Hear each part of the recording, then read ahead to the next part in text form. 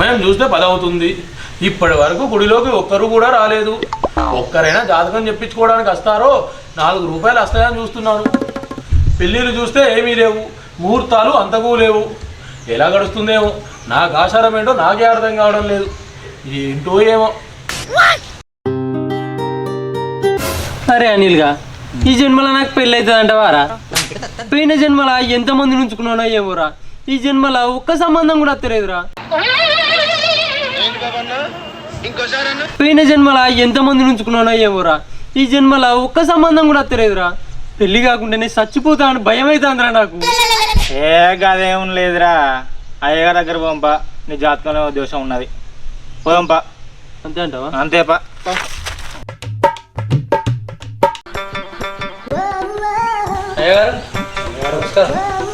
నమస్తే నాయనా, చెప్పండి. ఏమున్నా అయ్యగారు? స్వామి, నాకు 28 ఏళ్ళు వచ్చినాయి. నెలకు 1,00,000 రూపాయలు సంపాదిస్తాను. కానీ ఇంతవరకు పెళ్లి కాలేదు. నాకు పెళ్ళి అవుతుందా కాదా? ఏంది పరిస్థితి? ప్రతి దానికి ఒక సమస్యకు పరిష్కారం ఉంటుంది నాయన. నీ జన్మనామము, నీ పేరు చెప్పు, నీ జాతకం చూసి చెప్తాను నేను, నీకు పెళ్ళి అవుతుందో లేదో అని. స్వామి పులి, నీ పేరు ఉమేషు, మీ నాన్నగారి పేరు బాబు, మీ స్వగ్రామము చెన్నాపూరు, నువ్వు పుట్టిన తేదీ 31/1/1996. అవునా నాయనా? స్వామి గింత కరెక్ట్ చెప్తాను స్వామి నువ్వు. ఆధార్ కార్డు ఇచ్చి జాతకం చెప్పమంటున్నావు, అప్రాచపు విధవా. అంటే ఆధార్ కార్డుతో చెప్పవా స్వామి జాతకం? దేనికైనా ఆధార్ కార్డే కావాలి కదా, జాతకానికి కూడా ఆధార్ కార్డే కావాలనుకుని ఇచ్చిన స్వామి. అన్నిటికీ ఆధార్ కార్డు వర్తిస్తుంది, కానీ ఈ జాతకానికి మాత్రం వర్తించదు నాయన. ఇప్పటికైనా నువ్వు పుట్టిన తేదీ సమయం చెప్పి దక్షిణ పెట్టు, జాతకం చెప్తాను.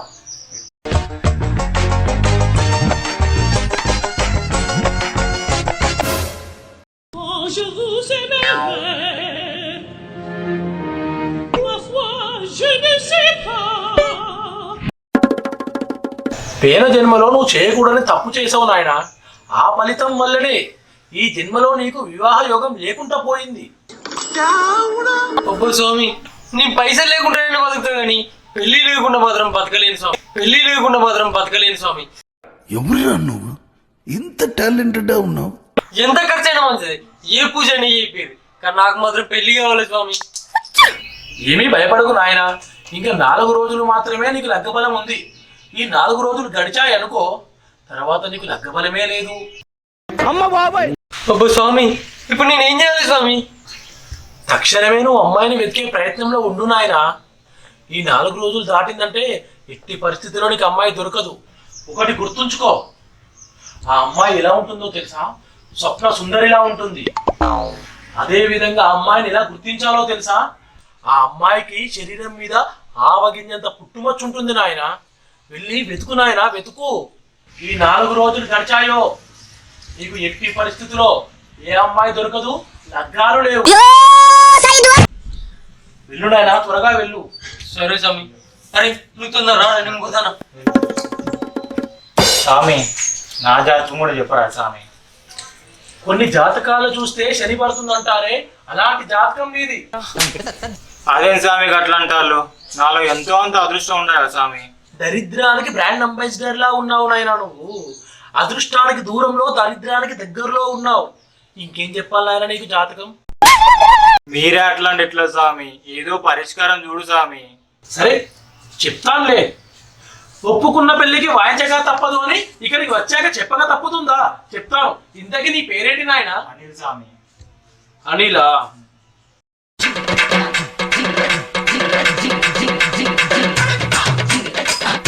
ఇందులో ఏమి ఏడ్చింది నాయన? మొత్తం దరిద్రం మాత్రమే ఉంది. నువ్వు పుట్టంగానే మీ నాయనమ్మని మింగావు. నువ్వు పెరిగి పెద్దయ్యాక స్కూల్లో జాయిన్ అయినప్పుడు మీ తాతగారు జరిగిపోయారు.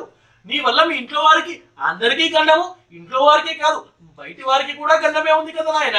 ఇందులో ఏం ఏడ్చిందని? అట్లా అనుకూలు స్వామి, మిమ్మల్ని నమ్ముకొని వచ్చిన స్వామి నేను.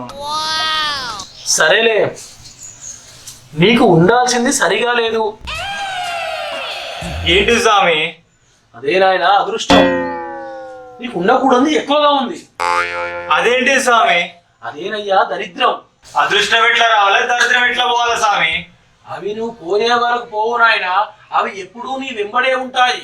కానీ ఒకటి మాత్రం పక్కా గుర్తుపెట్టుకో నాయన, అమ్మాయిలకు నువ్వు ఎక్కువగా దగ్గరగా ఉంటావు. వారికి దగ్గరగా ఉండడం వల్ల నీకు చాలా ప్రమాదాలు కొని తెచ్చుకుంటున్నావు. వారికి దూరంగా ఉండు. అబ్బాయిలతో స్నేహం చేస్తున్నావు కానీ వారిని ఎప్పుడు ముంచుదామని చూస్తున్నావు. ఇవి రెండూ బంద్ చేసి రాత్రి వేళలో నీ ఇంటికే వెళ్ళు, పక్కింటికి వెళ్ళకు నాయన. అప్పుడే ఈ దరిద్రాలన్నీ పోయి అంతో ఇంతో అదృష్టం నీ గడప తొక్కుతుంది. అలాగా వెళ్ళిగా. సరే స్వామి, వెళ్తున్నా స్వామి నేను.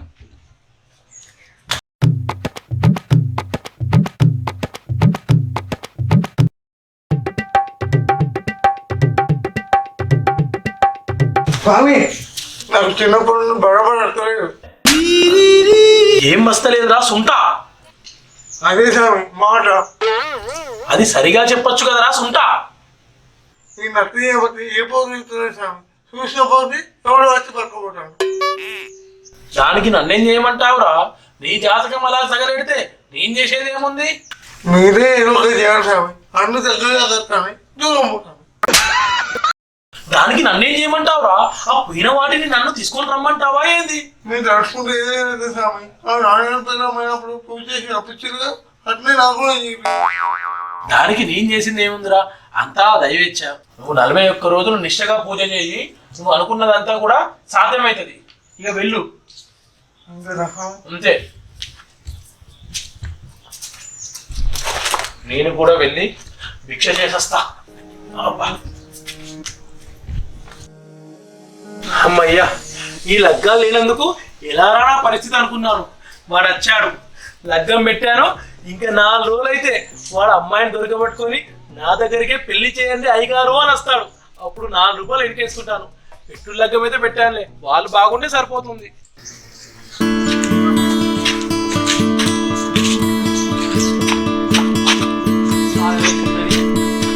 ఏదో దొరకాలి నాకు ఫోన్. ఎన్ని రోజులు మంది గుంపులలో దొరకాలని నాకంటే సొంత గుంపు అయిందా సార్?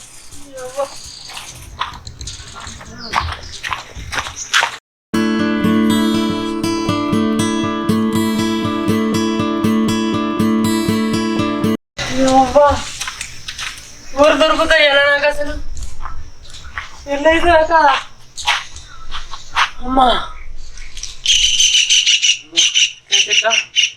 దొరకబట్టాలి. అబ్బాయిలా తగ్గేదే లేదు, దొరకబట్టలే.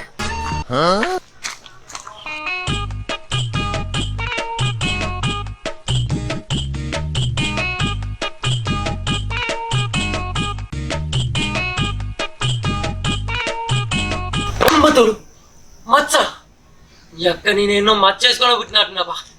దొరికింది పోయి.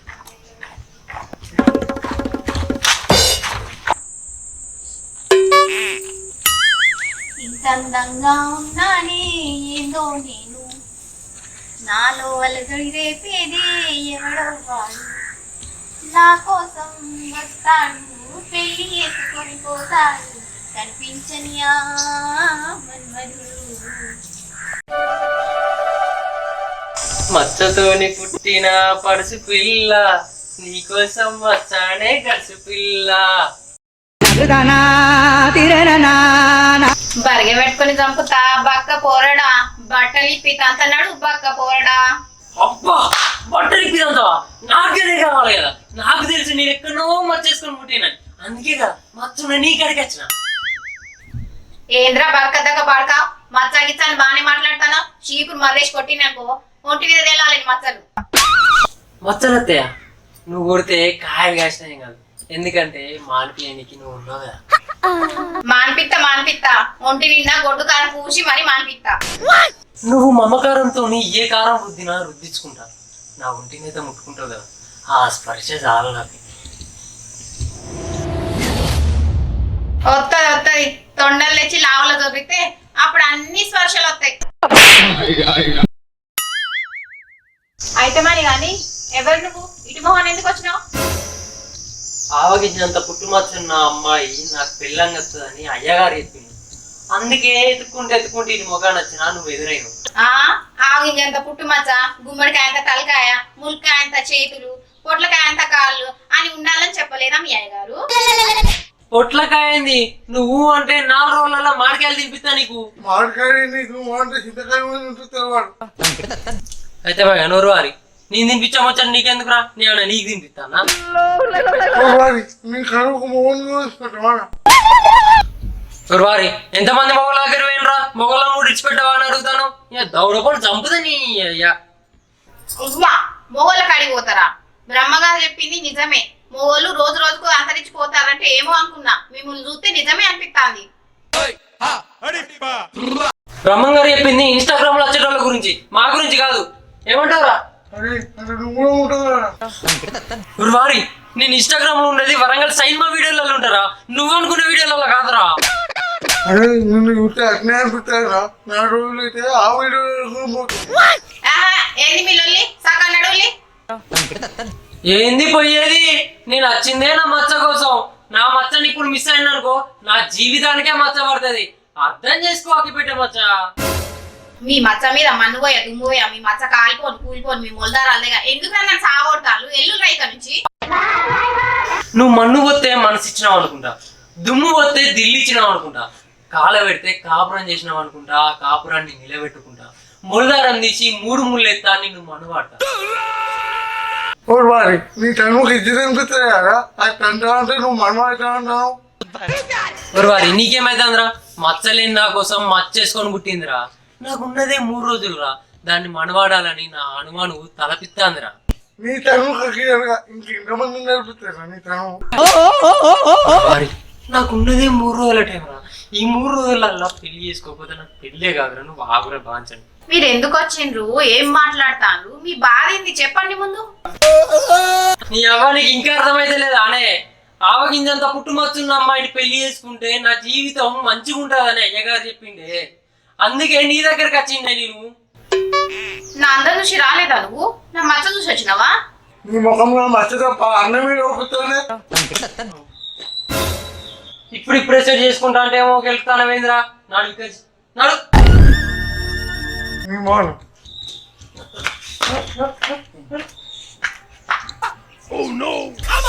అప్పటి నుంచి నీకు చెప్తానా, నీకు అసలు అర్థమైతే లేదా?